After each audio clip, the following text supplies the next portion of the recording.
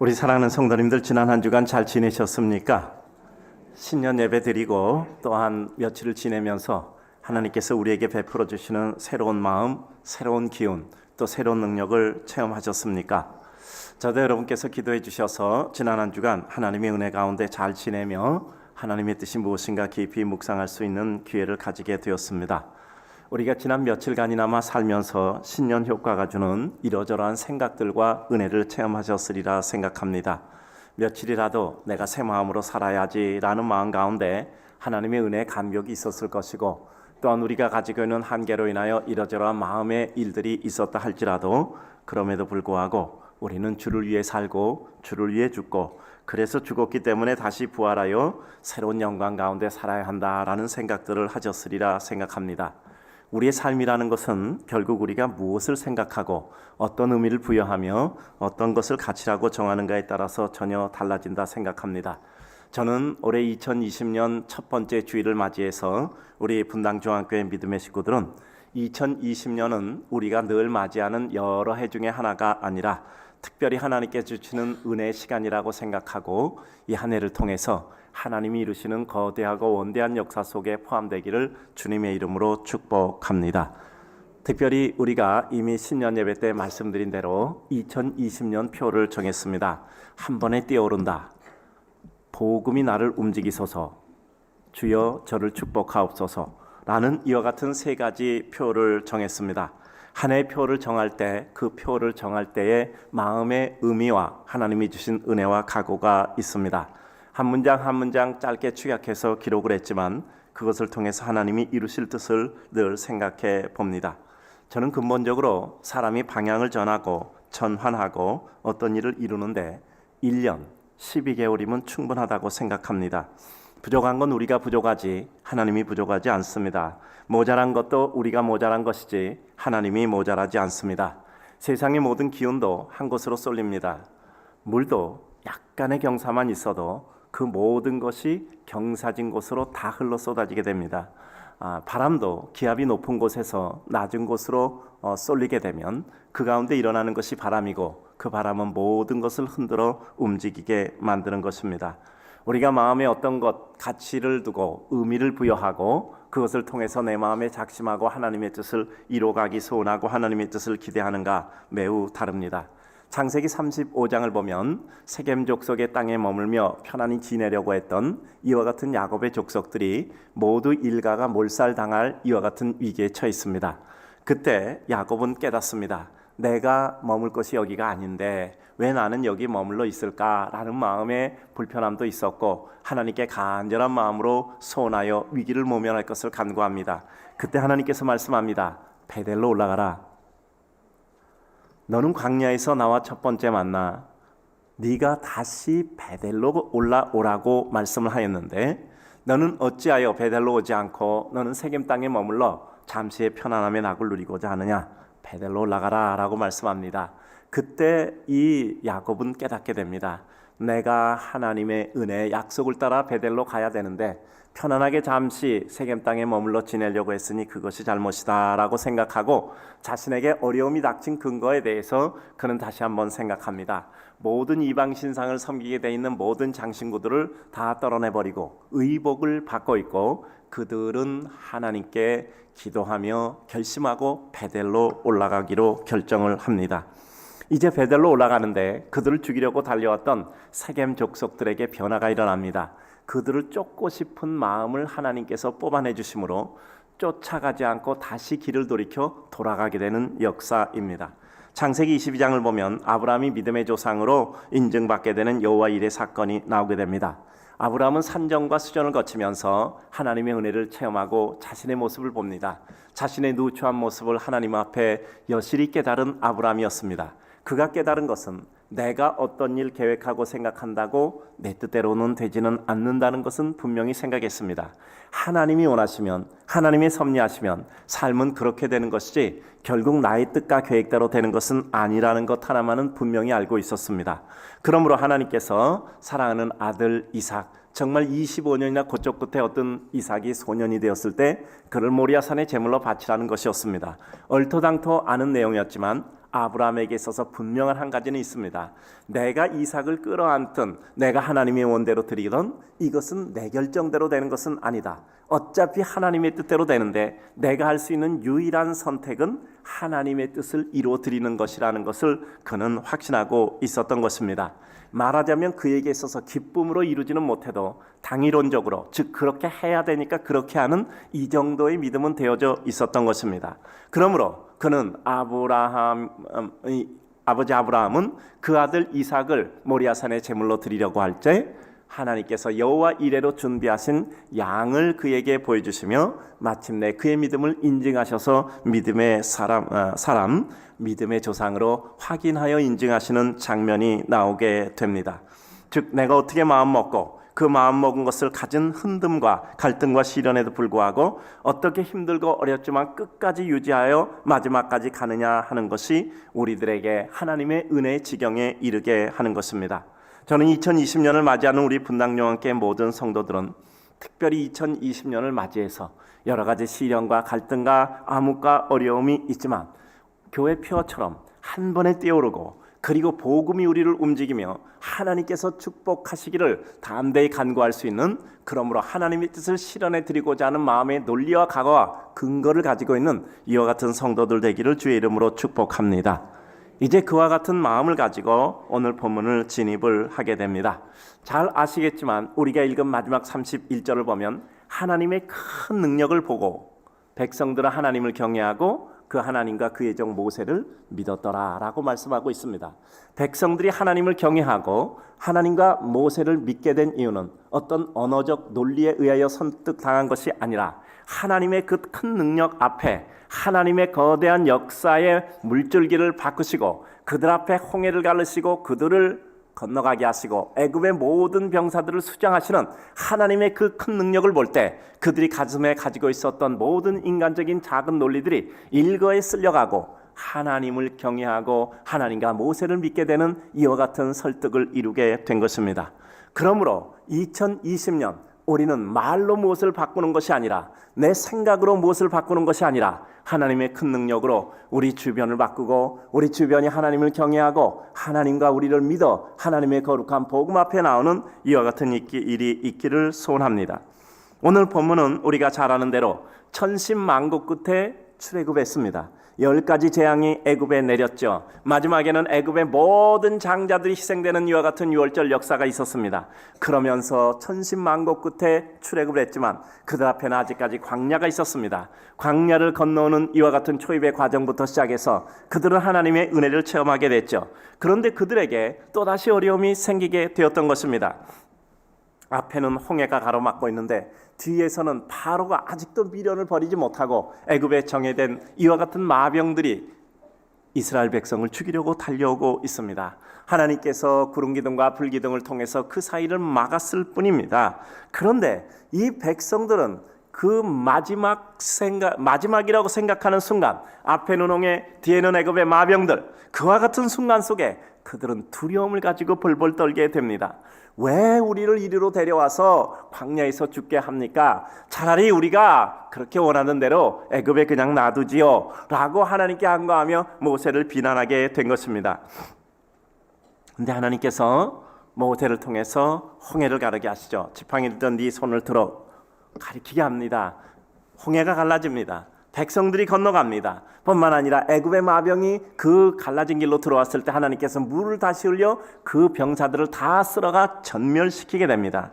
그러므로 백성들은 두려움이 사라지고 그들에게 위협의 근원이 됐던 애굽의 마병들은 이제 근원까지 깨끗하게 종결되고 맙니다. 그것으로 말미암아 백성들은 하나님을 경외하고 하나님과 모세를 믿게 되는 역사가 있었던 거죠. 말하자면 최대의 어려움 속에서 두려움이 사라지고 어려움의 근원이 종결되고 그들은 믿음과 신뢰를 가지게 되는 이와 같은 역사가 이루어진 것입니다. 오늘 이 말씀 속에서 우리는 생각해 봅니다. 내가 받아들이지 못하고 내가 극복하지 못하도 또 내 생각 가운데 내가 도저히 지경이 안 된다고 생각했던 이와 같은 어려움이 우리들에게 의미하는 것은 무엇일까요? 하나님이 우리들에게 큰 능력을 보여주심으로 말미암아 두려움을 제거하고 우리들에게 근원적인 어려움을 종결시켜 주시고 마침내 하나님을 경외하고 하나님과 그적 모세를 믿는 것처럼 우리 주변에 있는 사람들이 우리를 믿어주는 이와 같은 역사까지 우리들에게 임하게 되는 역사라고 생각합니다. 삶의 어두움의 근원 제거되고 영적인 자신감 가지고 영적인 수준으로 한 계단 올라가고 우리의 모든 사람들까지도 하나님을 경외하며 하나님과 우리를 믿어 우리의 행위 속에 정당성을 부여하고 그 가운데 그들이 우리를 통해서 하나님을 보고 하나님 앞으로 나올 수 있는 거대한 은혜의 역사 되기를 주의 이름으로 축복합니다. 먼저 오늘 본문을 조금 더 살펴봅니다. 두려워 원망하는 백성과 하나님의 말씀을 들음으로 담대한 모세입니다. 똑같은 상황을 마주보고 있는데도 백성들은 두려움으로 하나님께 원망하고 모세를 비난하는 이와 같은 원성하는 백성들의 모습이었습니다. 오늘 12절 13절을 보면 우리가 애굽에서 당신에게 이른 말이 이것이 아니냐 이르기를 우리를 내버려 두라 우리가 애굽 사람을 섬길 것이라 하지 아니하더냐 애굽 사람 섬기는 것이 광야에서 죽는 것보다 낫겠도다. 그들은 자기들이 이와 같은 극명의 상황 속에서 죽는 것을 기정사실화하고 이와 같이 한탄하고 비난하고 있는 것입니다. 왜입니까? 그들 눈앞에 있는 현상, 그들 눈앞에 있는 상황이 그들을 좌우한다고 생각했던 거예요. 눈앞에 있는 모든 것이 전부라고 생각했던 것입니다. 그 상황과 섭리를 움직이는 하나님을 바라보지 않고 인간의 상황과 현상 그리고 자신의 마음만 바라봤던 거죠. 이때는 엉뚱한 환상 가운데 빠지게 됩니다. 능력의 하나님이 인도하였는데 그 백성이 죽을 리 있겠습니까? 하나님이 이들을 광야에 묻으려고 그들을 애굽에서 출애굽시킨 것이 아니죠. 하나님께서는 가나안에 입성시키기 위해서 그들을 데려오신 것입니다. 우리에게 여러 가지 어려움이 있을 때, 내 마음에 불편함이 있을 때, 내 마음에 여러 가지 이러저런 회의와 번민이 있을 때 우리가 가져야 될 생각은 무엇입니까? 하나님의 뜻이 무엇일까? 하나님의 마음이 무엇일까? 하나님은 어떤 계획을 가지고 있을까? 하나님의 입장에서 생각해 봐야죠. 내 입장에서 내 마음, 내 상황, 내 현상, 내 주변 바라보고 생각하면 우리 인간의 생각밖에 나지 않잖아요. 하나님의 마음이 무엇일까? 하나님의 계획이 무엇일까? 하나님의 입장에서 생각하면 우리 인생에 또 다른 생각들이 일어나게 되는 거죠. 하나님이 왜 내게 고난 주셨고 하나님이 왜 내게 갈등 주셨고 하나님이 왜 이게 난감한 상황을 주셨을까라고 생각하는 하나님의 입장에서 생각해 보는 것이죠.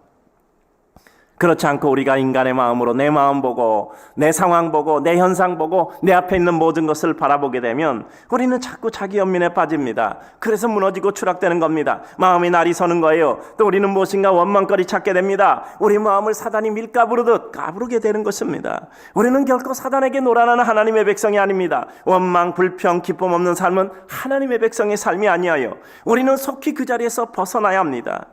정말 하나님의 백성으로 하지 않아야 될 말을 합니다. 차라리 애굽에 놔두지 왜 하나님이 우리를 인도했냐는 거예요. 왜 하나님이 우리를 인도했냐는 거죠. 그러나 하나님의 인도와 역사하심은 우리 인간들의 생각은 달라. 정말 그 인간들의 말씀대로 되면 하나님의 인도와 역사하심은 무엇이 되겠습니까? 우리의 삶은 삶의 상황과 현상에 의해서만 좌우되지 않습니다. 하나님이 어떤 계획을 가지고 우리를 인도하시는 거죠. 이미 답은 알고 있잖아요. 그들에게 주고 두려움 제거하시고 홍해를 놓고 뒤에서 애굽에 마병을 두신 것은 그들을 쫓아오는 근원을 멸살시키려고 하신 하나님의 계획이란 말이요. 그것을 통해서 하나님을 경외하고 그리고 하나님과 모세를 믿게 하시는 하나님의 역사였던 것이죠. 어떤 순간에도 하나님은 하나님의 능력을 발휘하는 순간을 허락하여 주셔서 하나님을 경외하게 하고 우리 성도들을 믿게 하여서 우리 성도로 하여금 이 세상에서 하나님의 뜻을 더욱더 확장하여 이루게 하실 것을 우리는 믿는 것입니다. 우리 인간의 일은 결국 하나님이 섭리하지 않으면 그것이 이루어지겠습니까? 하나님이 우리 앉음과 일어섬, 하나님이 우리 머리카락까지도 세시는데 하나님이 역사하고 섭리하지 않고 우리에게 일어날 수 있는 일이 단 한 가지라도 있겠습니까? 사람이 그 일을 했다고 생각하십니까? 아니면 어떤 상황이 그 일을 했다고 합니까? 다른 사람이 그 일을 했다고 생각하십니까? 하나님이 우리에게 어떤 일을 이루어주실 때 도대체 이것이 하나님의 어떤 뜻인가를 우리는 깊이 생각해야 합니다. 우리 인간의 일, 결국 하나님의 섭리일 뿐입니다. 그러면 그 가운데 하나님의 뜻이 무엇이고 그 가운데 나는 어떤 생각하고 나는 어떤 일을 결행해야 될까를 생각할 뿐입니다. 우리는 하나님의 의도를 파악하기 위해서 무엇을 생각하고 무엇을 바라보고 무엇을 기대해야 될까를 생각합니다. 어떠한 상황과 현상 속에서도 두려워하지 않은 모세와 그 원인을 봅니다. 모세는 두려워하거나 놀라기보다 하나님의 은혜와 능력을 기대하고 있었던 것입니다. 13절 14절 보니 모세가 백성에게 말합니다. 너희는 두려워하지 말고 가만히 서서 여호와께서 오늘 너희를 위하여 행하시는 구원을 보라. 이제 애굽 사람 다시는 보지 않게 될 것이다. 여호와께서 너희를 위하여 싸우시는 것 분명히 너희는 보라. 너희는 가만히 있을지어다. 모세가 이렇게 두려워하지 않을 수 있었던 것, 하나님과의 교류가 있었던 것입니다. 모세가 이와 같이 담대할 수 있었던 것, 하나님의 은혜가 그에게 임하였기 때문입니다. 자꾸 우리가 위축되고 뭔가 불편하고 우리 마음속에 두려운 마음이 생기고 우리 마음속에 갑갑하고 슬픈 마음이 생길 때 우리는 하나님의 뜻이 무엇일까를 생각해 볼 필요가 있습니다. 우리에게 이루어지는 일, 하나님이 섭리하지 않고 사단이 섭리해서 이루어질 수 있겠습니까? 사단은 하나님의 섭리 중에 허락받은 부분 가운데 일부분 긁어 우리를 흔들 수는 있지만 우리를 주장하고 우리를 모두 다 그가 정할 수는 없는 것입니다. 하나님과 교제하는 동안 우리는 두려워하지 않습니다. 하나님의 능력을 기대합니다. 하나님이 나에게 지금 최악이라고 생각하는 상황을 통해서 무엇을 이룰 것인가를 우리는 생각하게 됩니다. 어려울 때, 낙심될 때, 상심할 때, 고통스러울 때, 마음의 갈등일 때, 갑갑할 때, 마음대로 안 될 때 하나님께서 우리에게 도대체 이것을 통해 이루실 일이 무엇인가에 대한 답을 찾지 않으면 우리 인생은 한없는 추락으로 떨어지게 되는 것입니다. 위기가 없으면 기회도 없습니다. 마음 상하는 순간을 통해 우리는 하나님의 사람으로 인증받는 기회를 갖게 됩니다. 작심하고 주구림 다해 우리는 감사할 수 없는 상황에서 감사하고 사랑할 수 없는 상황에서 사랑하고 고통스러운 상황에서 그것을 기쁨으로 만들어야 합니다. 질 수밖에 없는 상황에서 우리는 오히려 하나님의 은혜로 승리를 이루어야 합니다. 계산상으로는 안 되는 상황이 있어요. 그러나 우리 가슴에 뜨거운 성령의 은혜가 임할 때 우리는 더 정확한 계산을 하게 됩니다. 우리의 계산에는 하나님의 능력과 은혜도 포함되어 있는 것입니다. 계산은 내 입만 가지고 대입해 그 모든 일을 계산해내는 게 아니요, 우리는 계산이라도 잘해야 돼요. 믿음 없으면 계산이라도 잘해야 되는데 이 세상의 모든 것은 인간의 뜻대로 되지는 않습니다. 하나님의 능력이 그 계산에는 포함되어져 있기 때문입니다. 간구하는 그 백성에게 간구를 넘어 간구를 실행하라는 확신의 행동 강령을 주십니다.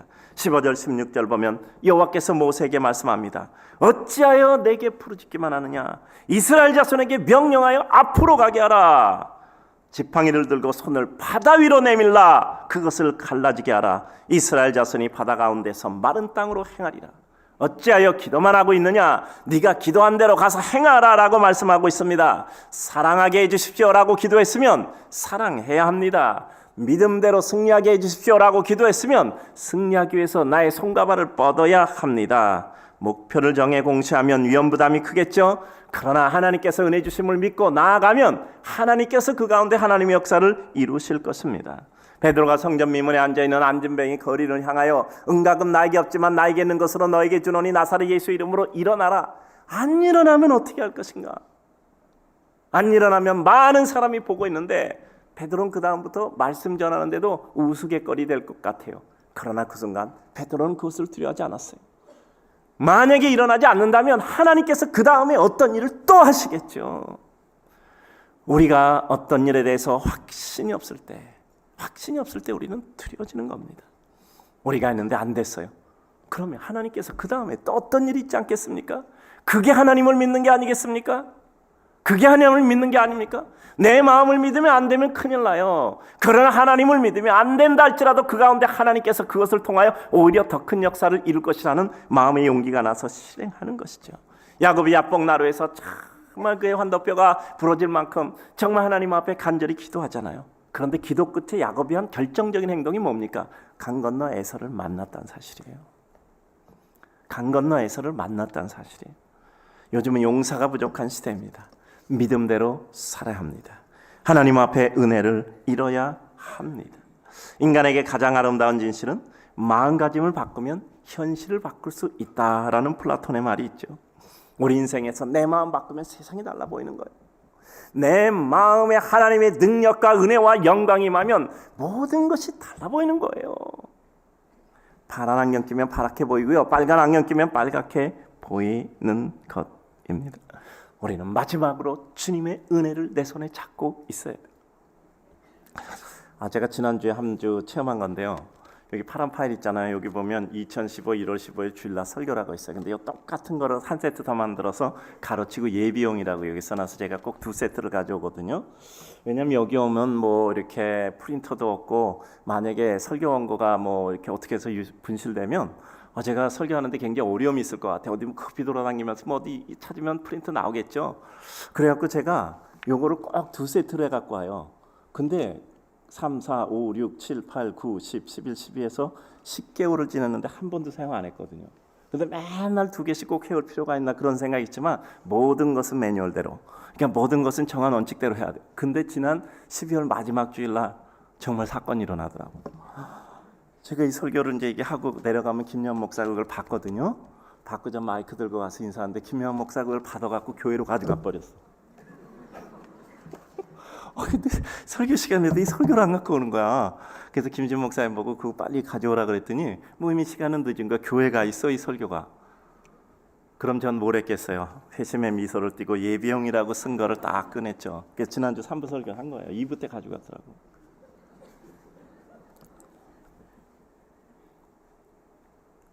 (10개월) 준비했더니 한 번은 사용하더라고. 그래서 오늘도 뭐 역시 2개 가져왔죠. 우리 마음에 우린 교표 있죠. 준비는 철저히, 훈련은 가혹히, 전투는 치열히, 그리고 무대 뒤로 조용히 사라지는 것. 그래요. 준비하면 든든합니다. 그래 아무 필요가 없는 것 같잖아. 이거 2개씩 해서 뭐 나중에 뭐 그건 이면지로밖에 쓸 수 없어요. 그런데 그거 꼭 해야 되나? 뭐 10개월 동안 한 번도 사용 안 했는데. 그런데 모든 걸 매뉴얼대로. 우리 마음에 우리 하나님의 은혜와 능력, 우린 끝까지 붙들고 있어야 돼요. 끝까지 붙들고 있어요. 우리 매뉴얼은 뭡니까? 우린 끝까지 하나님의 섭리를 믿는 거예요. 끝까지 하나님의 은혜를 바라보는 거예요. 우리에게 어떤 일을 주셨다면 반드시 하나님의 뜻이 있다고 우리는 믿는 겁니다. 우리에게 고통과 시련과 아픔과 견딜 수 없는 삶의 갈등과 우리 마음속에 눈물이 있다면 도대체 하나님께서 이 일을 이루셨다면 하나님의 어떤 뜻이 있을 것이라는 것을 믿는 거예요. 그러니까 아브라함은 모리아 산을 향하여 이삭을 데리고 간 거잖아요. 그냥 매뉴얼대로 한 겁니다. 그래, 하나님의 어떤 뜻이 있겠지 하고 간 거예요. 하나님께 간절히 기도하고 야곱은 하나님께서 나에게 확신을 주셨으니 하나님의 역사가 있을 거야 하고 에서를 만나러 야복나루를 넘어간 겁니다. 그래요. 하나님께 대한 확신이 없이 현상과 눈앞의 상황과 자기 마음만 본 사람들은 두려워서 떨 수밖에 없었고, 하나님과 교례 속에 하나님을 믿었던 모세는 담대하게 하나님의 은혜를 백성들에게 전언할 수 있었고, 하나님의 명령을 따라서 그는 손을 들어 그 홍해를 가를 수 있었던 것입니다. 그 다음 살펴봅니다. 믿음의 확신으로 실행함으로 눈앞에 나타난 하나님의 놀라운 역사예요. 우리의 확신은 우리에게 다만 심정적 확신뿐 아니라 그 심정적 확신을 넘어서 실존의 장면에서조차 행동함으로 하나님께 대한 확신을 실현하고 하나님 살아계심을 선포케 하는 겁니다.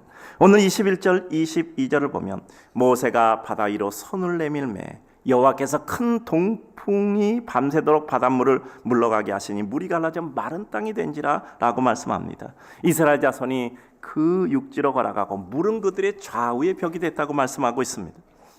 우리의 믿음이 우리 마음속에서 맴도는 수준이 아니라 담대하게 선포하며 하나님이 우리를 통해서 이루실 일을 확신하는 중에 주님의 역사를 체험해야 합니다. 우리는 담대해야 될 때가 있어요.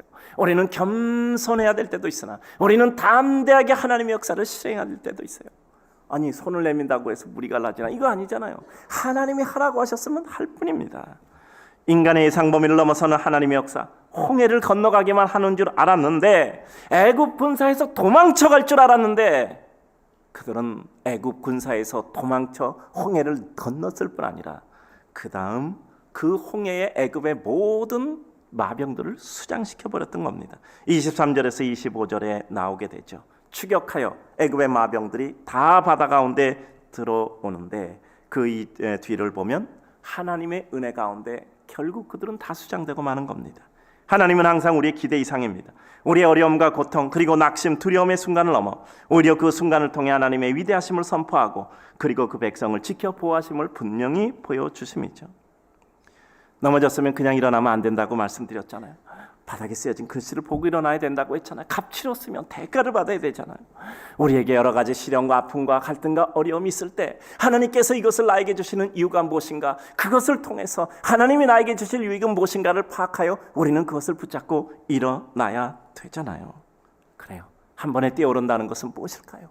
그래요. 마음에 작심하고 하나님의 은혜를 믿고 도무지 내가 견딜 수 없는 것 견디고 내가 참을 수 없는 것 참을 뿐 아니라 내가 내 마음속에 열 수 없는 것 열어가고, 그리고 하나님의 뜻 가운데 기뻐할 수 없는 것 기뻐하고 사랑할 수 없는 것 사랑하고 이룰 수 없는 것 이뤄가는 이와 같은 하나님의 은혜 속에 나아가는 것이죠.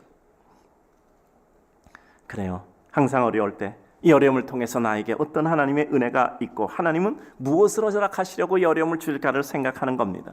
요새 어렵지 않다고 말하는 사람은 없죠. 다 어렵다고 하죠. 모두 다 어려우니 하나님의 백성엔 은혜의 기회죠. 언제나 어려울 때 지축을 흔들어서 질서를 새로 세우는 것이 하나님의 역사의 법칙이거든요. 우리의 어려움을 통해 오히려 우리를 괴롭히고 힘들게 하고 어렵게 하는 자들, 우리를 죽이려 하는 자들이 일거에 정리되는 것이 하나님의 역사입니다. 우리 삶에 어려운 때가 있어요. 그 어려운 때를 통해서 하나님은 우리 안에 있는 죄악의 모든 뿌리를 뽑아내십니다. 내 안에 교만을 제거하시고 하나님의 축복의 자리로 인도하십니다. 내 안에 죄악을 제거하셔서 하나님의 은총과 기쁨의 자리로 우리를 초대하시는 것. 우리는 우리가 죄인이라고 고백하는 그 순간만 하늘의 기쁨과 영광과 은혜 가운데 감격이 있는 거예요. 내가 나를 주장하는 순간부터 우리 마음에는 평안이 없어집니다. 은혜 받은 베드로, 물고기를 2배 가득 잡은 베드로, 물고기 잡아서 기뻐하는 게 아니었어요. 물고기를 잡게 한 그 예수님을 바라볼 때 그는 하나님이었던 거예요. 그 하나님을 바라볼 때 그는 자기의 누추함이 보여서 물고기 잡고 무채 내려서 예수님께 물고기 잡게 해주셔서 감사하다는 인사하지 않았어요. 주여 나를 떠나소서 나는 죄인이로소이다. 그와 같은 물고기를 많이 잡는 현상 속에서 예수 그리스도가 하나님이라는 것을 그는 깨닫게 됐던 겁니다. 우리는 현상 속에서 의미를 깨닫는 거예요. 우리에게 주어진 모든 현상 가운데 하나님이 우리에게 보여주려는 그 의미와 가치는 무엇인가를 생각하는 것이죠. 베드로는 그래서 하나님의 은혜 앞에 주 예수 그리스도 앞에 무릎 꿇고 부들부들 떨었던 겁니다. 우리가 하나님 앞에 때로는 부들부들 떨리는 힘이 없으면 우리는 아무런 기쁨을 갖지 못해요. 우리의 진정한 축복에 대해서 생각합니다. 물질의 축복, 건강의 축복, 관계의 축복, 이와 같은 모든 것 구하는 것 잘못 아니에요. 성경에 나왔던 모든 사람들 대부분이 다 그러했어요.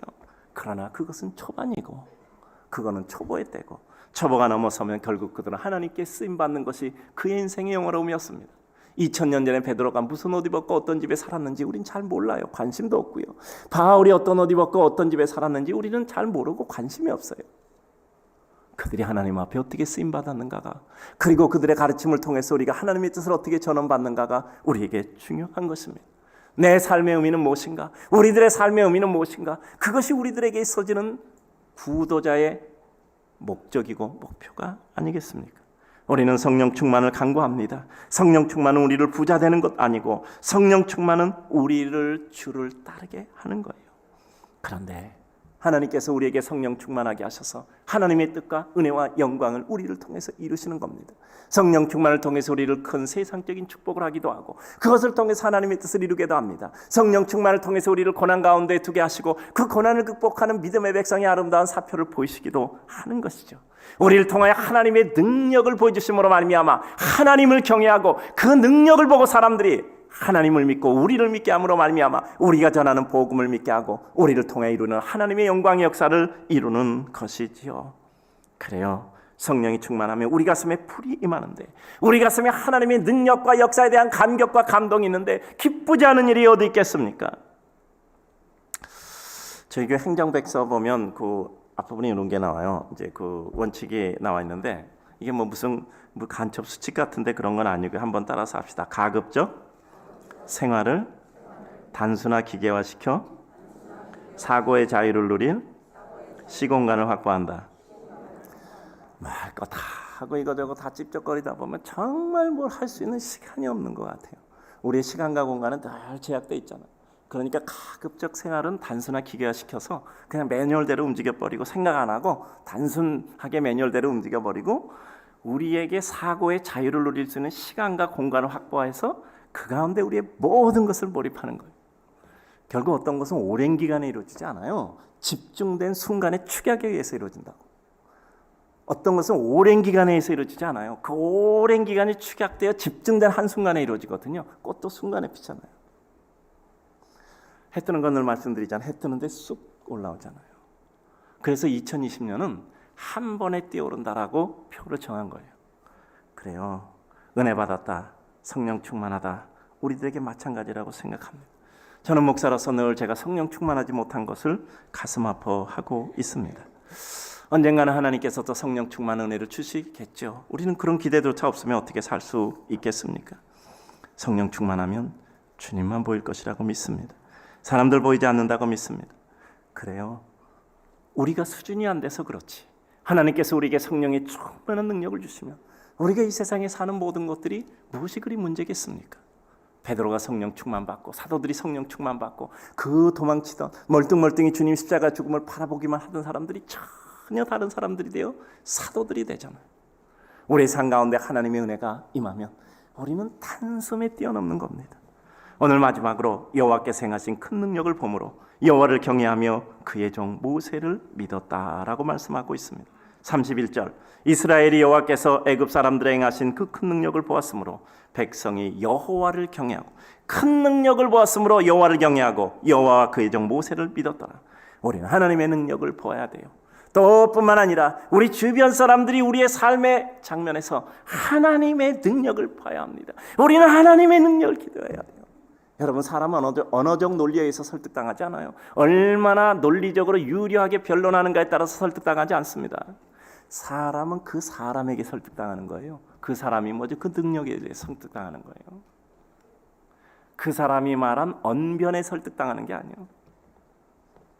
그 사람이 말한 언어적 논리에 설득당하는 게 아니에요. 그 사람에게 설득당하는데 그 사람은 그 사람의 능력이에요. 우리가 하나님 앞에 설득당하는 것은 하나님의 큰 능력에 의해서 설득당하는 거예요. 그래서 우리는 하나님의 능력을 구하고 하나님의 능력을 보기를 구하고 하나님의 능력이 우리들에게 임재하기를 구하는 것이 믿음인 것입니다. 그 하나님의 은혜의 그늘 아래서 우리는 하나님의 능력을 보며 우리 주변 사람이 하나님의 능력을 보며 하나님을 경외하게 되고 하나님을 믿고 또 우리를 믿어주는 거예요. 우리를 믿어주면 우리는 그들에게 하나님이 우리를 통해서 이루게 하신 그 일들을 이루어가는 것입니다. 복음 전파의 증인이 되는 거죠. 우리가 전한 복음을 그들이 우리를 믿어서 그것을 받아들여서 그들이 하나님의 거룩한 백성이 되는 거예요. 그래요. 주님의 능력을 보면 볼수록 더 악해지는 사람들도 많아요. 예수님이 능력 행하면 오히려 그것 때문에 예수 그리스도를 죽이고자 하는 사람들이 점점 더 악해지고 있기도 해요. 그래서 결국은 그들은 목적을 성취해서 예수 그리스도를 십자가에 못 박혀 죽으셨어요. 그러나 예수 그리스도는 십자가에 못 박혀 죽으셔서 그들의 모든 원함을 성취시켜 준 것이 아니라 오히려 하나님의 능력과 은혜와 하나님의 계획을 성취하셨던 거예요. 십자가에 못 박혀 죽으심으로 인간의 죄를 다 씻어주시고 그리고 부활하심으로 인간들의 영원한 생명의 구원, 우리들에게 영원한 구원의 역사를 베풀어 주시고 사망의 권세를 이기신 겁니다. 그들이 이기지 못했어요. 하나님이 이기신 것이고 예수 그리스도께서 이기신 겁니다. 결국 우리의 삶도 하나님께 순종함으로 하나님의 능력이 나타나야 됩니다. 저는 2020년 우리 성도들에게 하나님의 능력이 나타나기를 주의 이름으로 축복합니다. 그래서 하나님을 경외하게 되는 역사가 있기를 주님의 이름으로 축복합니다.